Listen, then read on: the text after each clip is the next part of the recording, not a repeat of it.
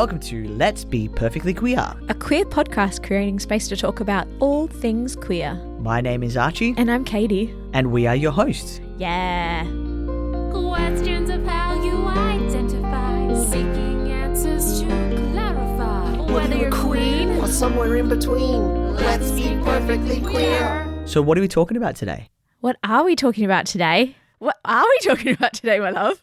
We're talking about why Gen Z is gayer than ever. What a great topic. I'm glad you chose it. Why'd you choose it?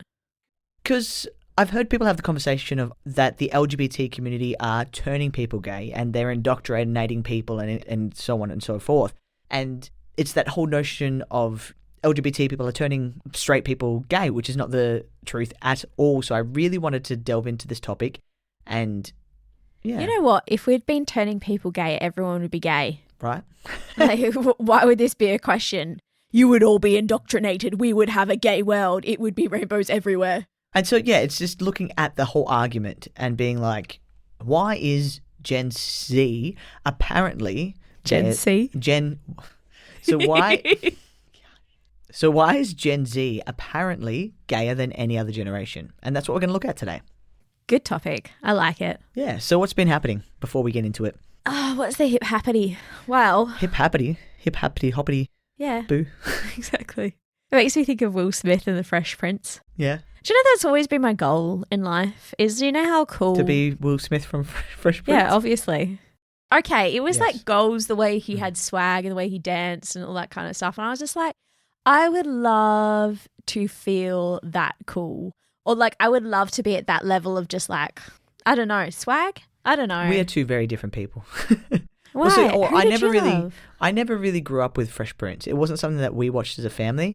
You know, you had one TV and there were certain things where we watched at certain times. Okay then, so what was one person that you were like, I would love to be them? I don't know. I can't think of it. Huh. Yeah, not that kind of era. Did you have a childhood? I did. But a lot of my childhood was spent outdoors.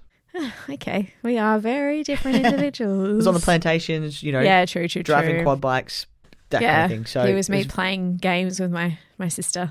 Anyway, so I'm on school holidays at the moment. That's what I'm doing. You are. Yeah. Working hard to make a living.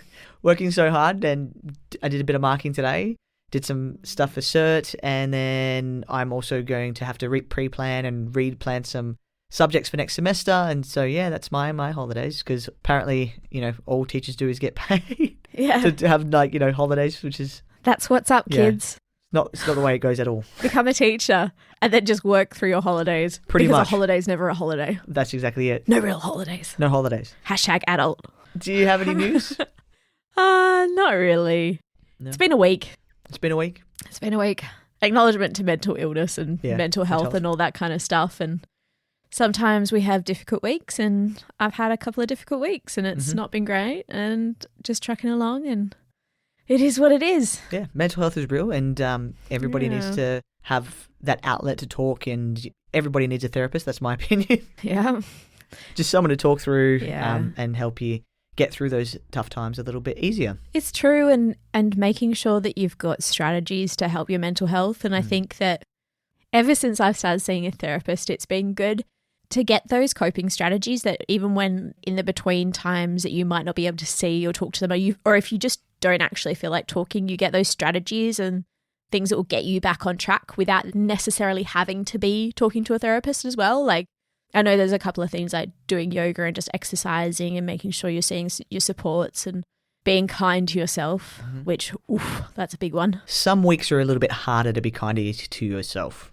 Oh, totally. Because you've got those inner monologues that can sometimes be incredibly negatively driven, and it requires a big uphaul and upheaval to actually get you on the right train of thought again. And it's actively working. And it's not like time stops while all this is happening. You're still working and having to do other things. So trying to keep the household afloat. Exactly. So if you're out there feeling a bit low, I'm in the boat with you, mate. Yeah. We're all here together. We all have those days. We all have those weeks. Exactly. And they pass. Exactly. And we'll come at it again next week, the week after next, whenever you're next hearing us. Yeah. With a better outlook. Exactly. We won't be fixed. Probably not, because we're going to record 2 episodes in one day.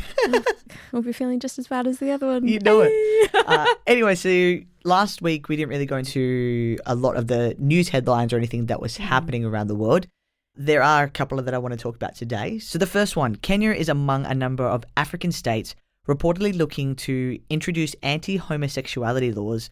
Politician Muhammad Ali is saying he wanted to kick LGBT people out of Kenya completely. So the draft law would punish gay sex with prison or even, in some cases, death. How do they know you're having gay sex? I don't know. I read the article, but there wasn't too much about it because it was still in the draft stages and was on par with meeting laws that are similar in Uganda. Jeez Louise. Yeah. Sorry, I've just got this mental no image idea. of like the police going out there having gay sex and being like, you've been prosecuted. Maybe. They'd probably just do random raids of places where they believe, Yeah. but I have no idea. Like molly houses. Yeah. Anyway, have you heard what's happened in the United States with the graphic designer? No. So, in Colorado, there was a graphic designer who refused to make a website for a same-sex couple due to religious beliefs, and these being Christian beliefs. And they recently won their claim.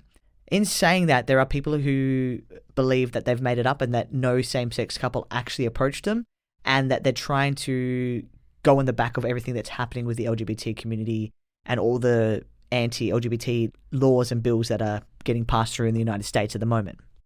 It just is so weird because it's like there are so many different factors. What website was it? Or like what kind of business was it? How does that affect you? I think it had something to do with weddings. So I think she might have been like one who create ones for wedding, but I'm not 100% sure. And this is on the back of, I think there was one last year where a wedding cake designer didn't want to make a cake for a same-sex couple. Yeah. So so it's... But didn't they lose that? They and lost they lost that a one. lot of money. So they lost that one, but with this new one, they've won their claim. So basically it says artists, because it comes under art as a graphic designer. So artists cannot be compelled to express messages against their religious beliefs. But also, wouldn't a cake designer be under art as well? But that was a year ago when all this stuff wasn't as bad as it is now. And Biden's come out against it, and so has Kamala Harris, and they're very against it. They even went to Stonewall, and they were talking about everybody, keep fighting and that kind of stuff. Right. Okay. So against what this person has done. Yeah, they're against what this person's done, and they're for LGBTQIA plus people and making sure that they feel safe. And so they're out there saying, fight it, keep fighting, don't give up hope and that kind of thing. I mean, that's good. It's Yeah, what but, you want from your president. It's a hard pill to swallow when you see this, when you got the president saying all this stuff, but then you've got people who are homophobic. Yeah. They're basically opening up a whole can of worms where people can actually discriminate someone based on being LGBT, and that's the issue.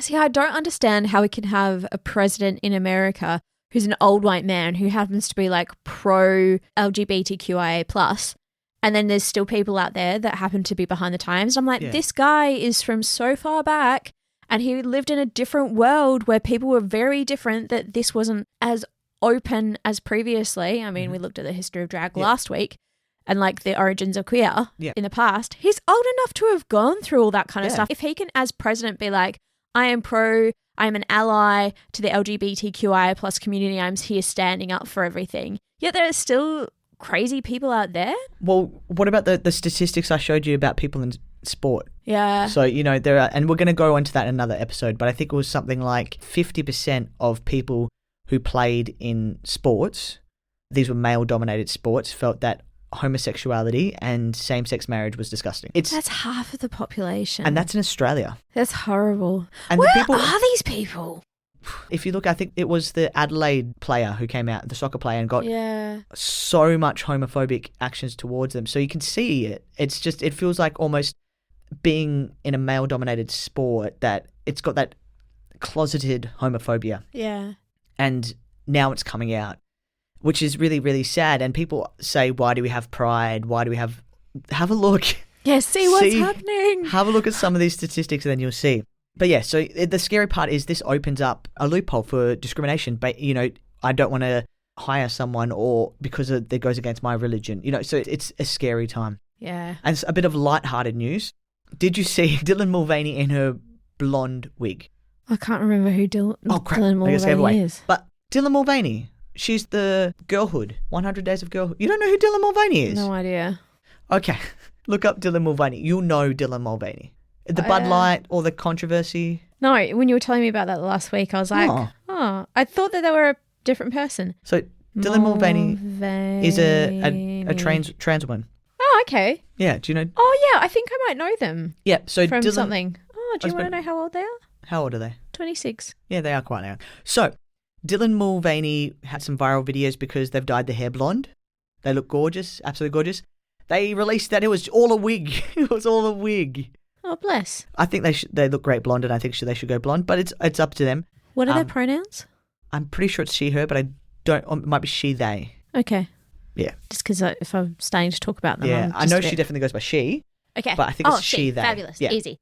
Oh, okay, cool. Yeah. Why is it so controversial that she's wearing a... No, it's just she just told everybody that she went blonde and it was just a wig.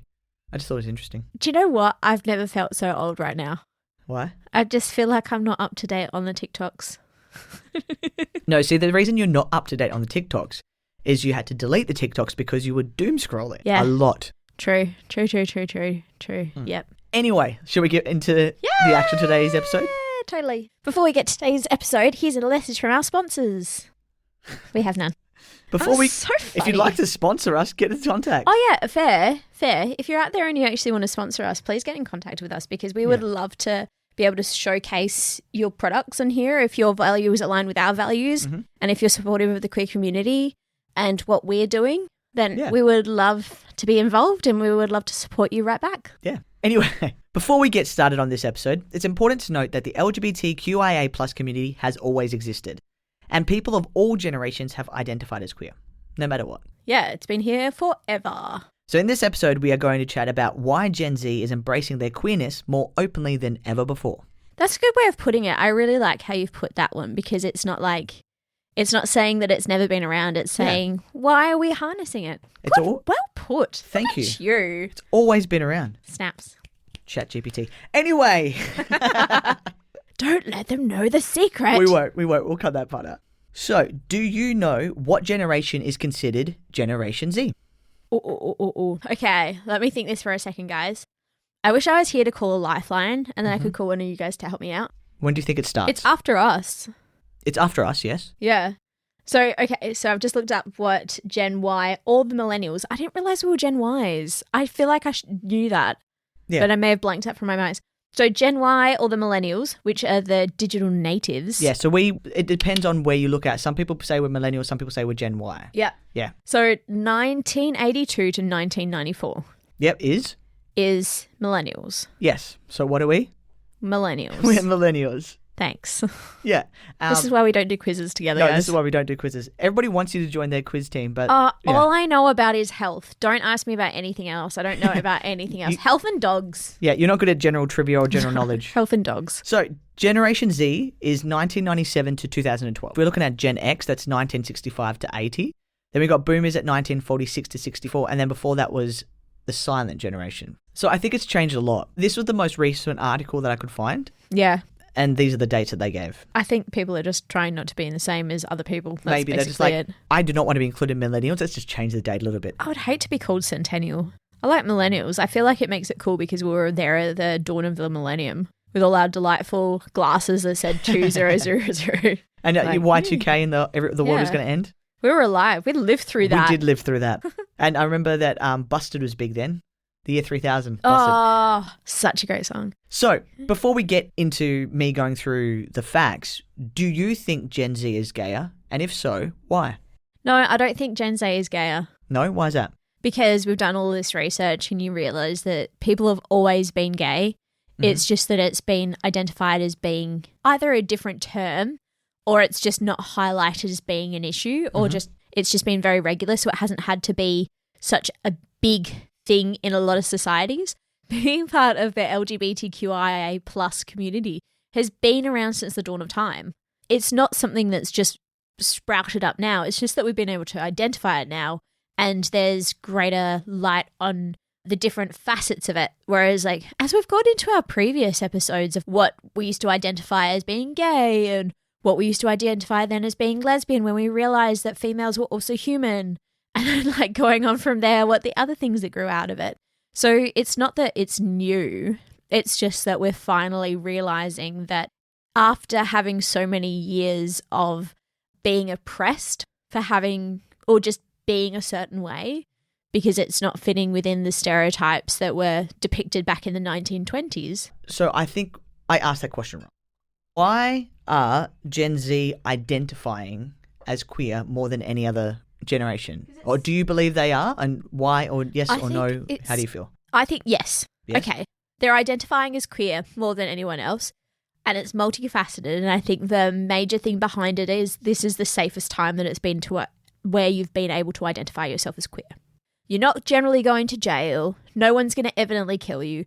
And if those things do happen, then there are going to be some repercussions. Not saying that hate crimes aren't out there, but it's been the safest time in history to be queer. Yeah, so I'm going to go into these in a little bit more detail. You've smashed some of them on the head, knocked some of them on the head, smashed them on the head. You've nailed some. Yeah, you aggressively hit them. So you've nailed some of the key talking points about why Gen Z might identify as gay or be gayer than ever. So one of the reasons was, number one, we're looking at social progress and LGBTQIA plus rights. So one significant factor is the progress made in LGBTQIA plus rights over the years. Gen Z has grown up in a time with more acceptance, and LGBTQIA plus people are better protected by anti-discrimination laws. Though, I don't know, with my news earlier. I think it's relative. I think what it is it's incredibly relative, that there's some areas that are always going to need work, but in most first world countries, generally we're okay. And this has allowed the Generation Z to feel safer and be able to express their authentic selves and to be able to explore their sexual orientation or identity without fear of persecution or death. I think it's been the first generation that have had elders that are still there around to fight and being like, if something happens to you, we have this backing of the community to rise up and come against these kind of attacks. Like what we were saying with the bill with the graphic designer, yeah. And how Joe Biden has been like, that's not acceptable. We've got allies now. Yeah. We've got more allies than ever. Yeah. Even though 50% of the population don't really like us. Not that sports. People, that's different. So you could also say that this closely reflects what you were talking about. You could say that we have social progress and better LGBTQIA plus rights because of the sacrifices of our previous generations. Yeah. If it wasn't for them, we wouldn't be where we are today. So because of the boomers, Gen X, the silent generation, we wouldn't be where we are today without the sacrifices they made for us. Yeah, all the protests in the 1960s and 70s where people were constantly hounding and being like, we are here, we are queer. And in those days, you would be killed or you would go to jail. And the thing is as well, so if we're looking at the boomer generation, it was Stonewall. They were there for Stonewall. Yep. Generation X was there for us through the AIDS crisis.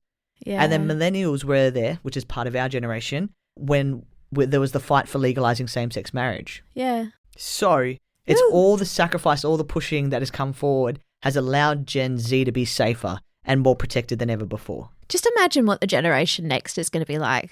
It'd be great. As long as, we've got a world. Well, that's also as long as the US gets under control with all these anti-LGBT laws. And also there was the societal changes and attitudes towards the LGBTQIA plus community was definitely one of the factors. And we're all still fighting, so. Oh, yeah. You see it every day, and with all the different feel that Pride Month had this year. True. There's also greater representation and visibility, so that's point number 2. Yeah, fair point. I've never seen so much gay in movies and TV shows, and I love it. Yeah, so things like Heartstopper? Yep. It was massive last year.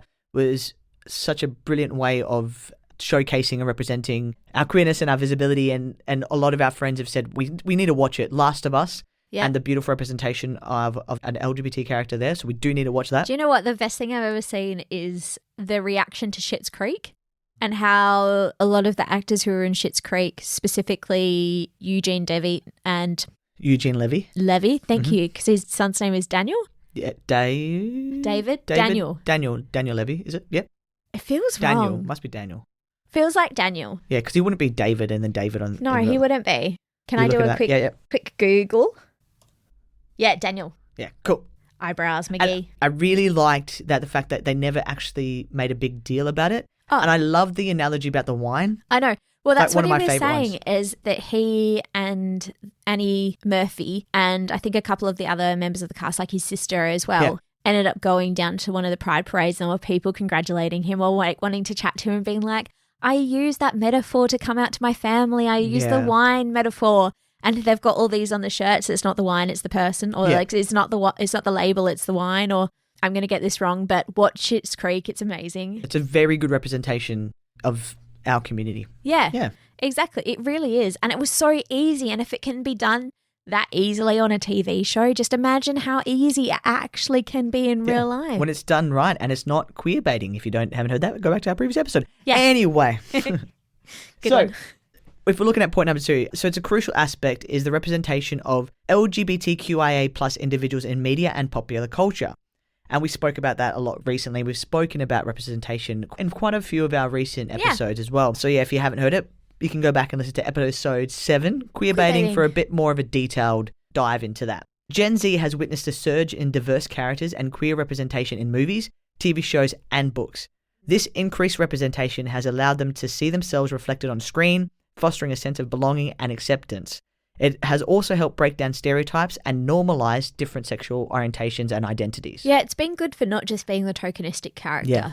It's been nice having people or having characters that are very reflective of the expansiveness of people in the queer community, because we're all different. We're all just different humans that happen to be queer. We all have different personalities, and I feel like for such a long time it was this one archetype and that was it. Finally, there's some representation. Yeah. And, and it's great. And there's the whole umbrella. There's a lot of different aspects of the LGBTQIA plus community that is now reflected in media and television shows, movies than ever before, which is really, really nice. Can I ask you a question? Yes. If you were growing up now and if you were going through high school now and you were Gen Z, do you think that you would have found yourself to be trans earlier? Yes. Yeah. I was fighting it a lot. Life would have been so much easier had I gone through the process and everything earlier, because it's a lot easier on your body when you go through and do things like that. So it's a bit frustrating because, it took me a lot longer to work out who I was. And I think Gen Z and even what's the new generation called? Who knows? Anyway, these new generations are finding it a lot easier, and they're not gayer than ever before. They just are more accepting of who they are, and they aren't hiding it. And having the ability to look at someone and be like, I think I feel like how they feel, or their story is something that captures something within inside of me. And I'm going to go on to that because you were just talking about, seeing other people and that kind of stuff. So the rise of social media platforms has undoubtedly played a significant role in Gen Z's increased queer visibility. Would you agree? Yeah. Yeah. Online spaces provide a platform for LGBTQIA plus individuals to connect, share stories, and find support networks. These digital communities have become a crucial source of validation and empowerment for young people who may feel isolated in their immediate surroundings. So, how else do you think online spaces and social media have made an impact on our community and Gen Z coming out? Well, it's like you said, there are so many other facets where you can talk to people about it. Like when we were growing up, when you were going through puberty or when you were finding out who you were, magazines like Cosmopolitan and Dolly and all those kind of things, you look at Dolly Doctor and be like, oh, is that normal for us to be doing that? Okay, discharge is normal, cool. Like all those other little things. Or you would do the quizzes and you'd be like, oh, how gay are you? And you're like, oh, okay, maybe I am gay. But it was never really that in there. But it was that thing of, unless you had somebody to role model for you and something happening in real life to you or in the news, or it wasn't really there to chat about. And I remember when online forums started becoming a thing, you had that ability to, but also there wasn't that safety aspect of knowing who you were talking to. Or I remember going on one of those chat rooms and it would be like, the first thing would be like age, sex, and ASL. What was the last one? Language? Location. There you go.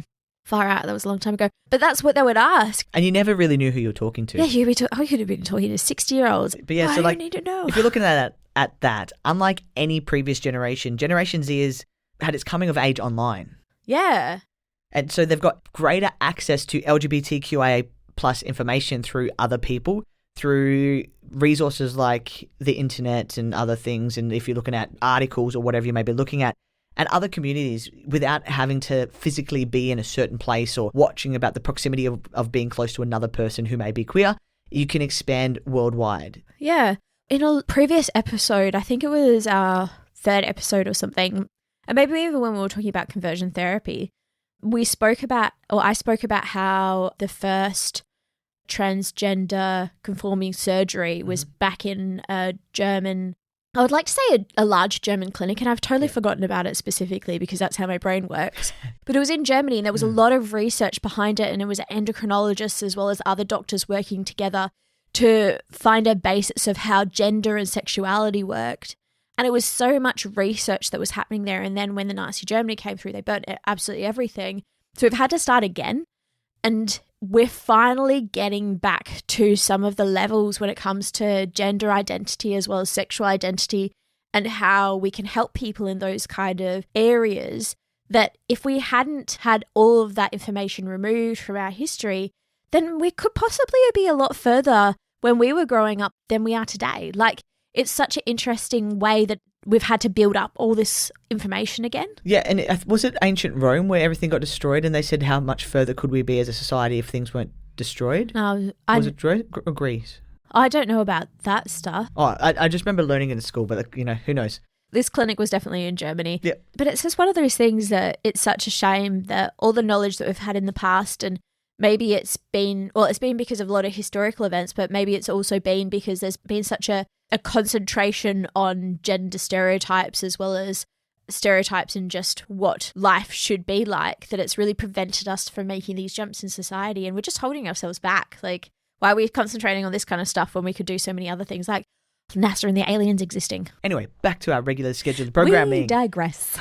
So another massive thing is TikTok and the LGBTQIA plus community. So TikTok has become such a big part. Obviously, it wasn't so big with Gen Z. We're probably going to see a bigger influence of TikTok and the LGBT community safe places in the future generations. So it'll be really interesting to see what happens. But if we're looking at Gen Z, it's the first generation where everything has already been set up for them. We've got same-sex marriage, you've got anti-discrimination, LGBTQIA plus rights, better healthcare for the LGBT community, and so on. Yeah. So people could argue this is the first generation where you haven't had to fight as much, if that makes sense. Like, you still have to fight. Yeah, you don't have to recreate the wheel. The wheel's already there. Yeah. Obviously, all the stuff that's happening in America is a whole other kettle of fish. Yeah, let's not just look at that burgeoning trash fire. Yeah. The online spaces and social media have had a massive impact. Yeah, totally. And that's the other thing with social media, I guess, and specifically in TikTok and Reels, I guess, with anything that's like really quick to flick through, it sees what the target audience is and then it links you with other people of similar thoughts. So it's a very easy, quick way to find your community. Yes. Being like, you like queer people? We'll show you more queer people. It's because of the algorithms. They want you to stay on they want you to stay on the apps, and so they're going to show you things that you like. You like some queer videos and spaces and that, they're going to show you more. Totally. Yeah. And then this queer person is just like, oh, I can actually put queer content out because I see this queer person, I feel safe, and therefore more queer content goes out, and therefore it looks like there are more gay people around. Because it's actually quite easy to do recordings like this. Yes. If we were talking in front of a crowd of 50,000 people. Yeah. Yeah, forget those views. Of 50,000 people, that it would be very scary. Whereas you do this, you put it online. It's you in a safe space. It's in a safe space. You don't know what's going to come out there. Nobody can actively hurt you, and they can't come into your house and hurt you. Yeah. So it is that area of safety. Yeah. Granted, like, trolls are horrible, and I'm not going to undermine cyberbullying and all the stuff that happens on top of there. But there is a way to disconnect at most times. Yeah, so if we're looking at point number 4, it is fluidity and self-exploration. So Gen Z exhibits a greater willingness to challenge traditional gender norms and embrace fluidity in their identities. They reject the idea of fixed labels and instead prioritize self-discovery and self-expression. This fluidity extends to sexual orientation as well, with many individuals identifying as non-binary, pansexual, or questioning. Gen Z's openness to explore different aspects of their identity allows for a more diverse range of sexual orientations to emerge. Would you agree? Yep. And definitely in the movie that we watched the other day with Jennifer Lawrence. Yes. No hard feelings. No hard feelings. It kind of showcased that in a way. If you go watch it, tell us what you think, but it very much showed that it's not acceptable to be making homophobic slurs or doing things that are derogatory. Yeah. Like, it's just, we're more open to being fluid. So what if you tell me to kiss my friend who happens to be the same sex as me? So what? Yeah. Is that a problem? Like, we all have lips if we're both consenting adults. And then number 5 is supportive peer networks. So Gen Z is known for its emphasis on inclusivity and diversity, And that comes back to them talking about that movie. Yeah. And this extends to their social circles. Many Gen Zers actively strive to create safe and supportive spaces for their LGBTQIA plus peers, offering understanding and empathy. These networks of support encourage individuals to be true to themselves and embrace their sexual orientation without fear of judgment. Yeah, I think a lot of the places that we go that happen to have the queer flags up or like some kind of queer flag up, it always tends to be like a younger audience. Yeah, I've found that too. Those are some of the reasons that Gen Z is gayer than ever. You could also argue that Catholic and Christian influences on society have lessened, so therefore they don't play as big of a role in society and lawmaking as previously. That could be another reason. So there's other reasons. There's a lot of articles, but these are the 5 main reasons. I agree with that, but then also I will add as an adjunct that there are a lot of practicing Christian and Catholic. Did you say Catholic? Catholic. Christian and Catholic priests out there who happen to be part of the queer community, who are women. So it's questioning the ideologies of like what actually matters, and is that a correct translation, or is that actually an interpretation that maybe actually wasn't correct? Yeah, we still need to watch that documentary. Yes. So it's just some stats before we get towards the end. So these are stats from the UK. So Gen Z, 71% of people identify as straight in the UK. That's compared to 91% of boomers. I still can't believe that 70% of Gen Z identifies as straight. But do they understand what straight is? So there was straight, but then see, that's what I thought was interesting about these statistics, because it was 71% identified as straight, but how many have kissed a girl in college? But 51% identified as purely straight, that there was no attraction to the same sex whatsoever. So it's just people not understanding language. Possibly. So it was 71% said they were straight. I think maybe they're looking at the straight as in maybe they believed in relationships or like being part of the LGBT. Then it was 51% said they were purely straight based on attraction. So some people who believed that they were straight could still say that they find someone of the same sex attractive. If that makes sense? So that's that whole thing of like understanding what attractive is. I think there's just people who don't understand. Yeah, we have. I think that's people not understanding that you can still find someone attractive without being attracted to them. Yeah. Like you can still be like, oh yeah, they're hot. Yeah. And I think that other 50% of being like, oh no, I don't find anyone attractive is obviously them feeling uncomfortable about it. It could be, yeah. Yeah, I just find that so weird and so baffling that even in our generation, there are so many people. If you're looking at Australia... Oh, wait, that's Gen Z. It's not us. It's not us. No. So it'd be interesting to see what happens with the next generation and that kind of thing. And the statistics that I was looking at today, 49% of Australians are still hidden in the closet who are LGBT. I can believe 49% of the LGBTQIA plus community in Australia are still too scared to come out. Well, it totally depends. Again, it's such an ambiguous question. Yeah. Because is it not afraid to come out to work? Is it afraid to come out to family? Yeah. So is it everything? Yeah. That's why I'll need to look into it a little bit more. Yeah. I think it was mainly in the workplace. Yeah. For fear of discrimination. Which is 49%. That's massive. Yeah. That's a lot bigger than I thought it was going to be in Australia. I can kind of understand it. No, I can understand. I can understand it too, but it's just saddening and sickening. So Gen Z, 14% consider themselves bi, compared to boomers who were only 2%. And then if we're looking at asexual, we've got the Gen Zers at 5% and then boomers at 2%, which I was surprised that was the same as bi, but yeah. So there's just some of the statistics. It's really hard to find accurate statistics in Australia in terms of this kind of thing, of how people identify. Yeah. Because the census did not accurately capture the community. They're not asking the right questions. They're not. So the problem is, I think with the census, it was about same-sex couples. So it was looking at couples. It wasn't actually looking at individual people. Yeah. So if you weren't a couple, you couldn't say that you were in a same-sex marriage. There's nothing about you as an individual. So in this census, they just assumed everybody who was not in a couple was straight. And so it wasn't an accurate depiction of the community. And then if you're looking at these kind of statistics that came from this other website, I'm not sure exactly how they got this information. Was it like a bunch of people that they researched on and that kind of stuff?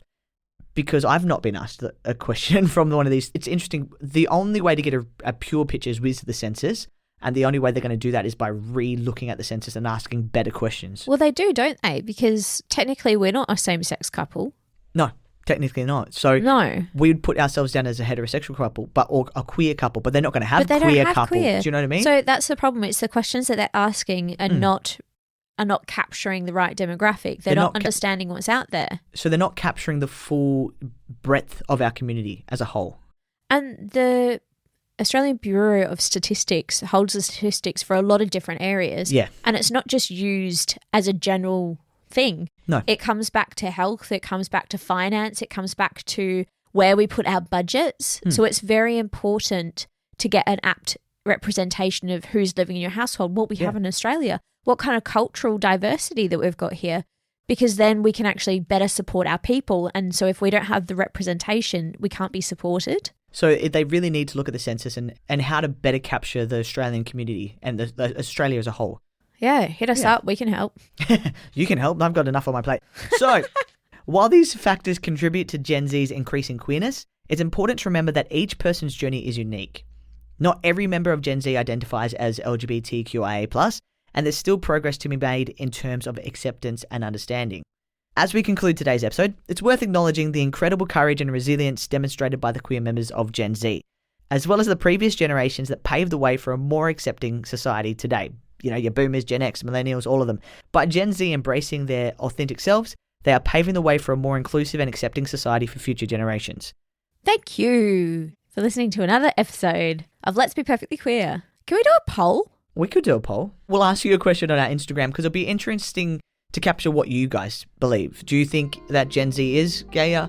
Do you think that these statistics are all a bunch of crock? Yeah. Who knows? Tell us what you think and then we'll chat about it next week. If you would like to voice note us or send us a DM about why you think Gen Z is gayer than ever or is not, please do. We'd love to hear your voices and we'd love you guys to be a bigger part of this podcast as well. So thank you for listening all the way to the end. We really appreciate it. And don't forget to rate, review and subscribe. And until next time, I hope that we have been perfectly queer.